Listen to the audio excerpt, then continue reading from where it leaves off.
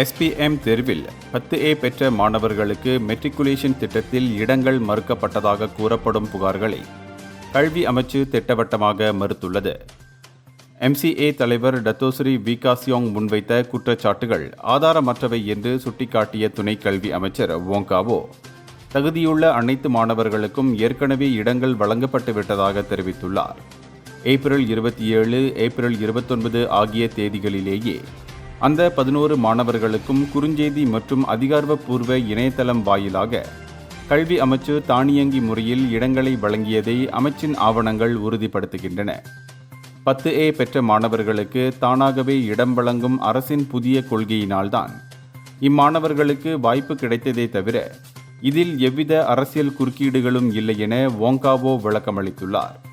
மடானி அரசாங்கத்தின் இச்சீர்திருத்த கொள்கையின்படி அனைத்து சிறந்த மாணவர்களுக்கும் உயர்கல்வி வாய்ப்பு உறுதி செய்யப்பட்டுள்ளதாக அவர் மேலும் வலியுறுத்தினார்.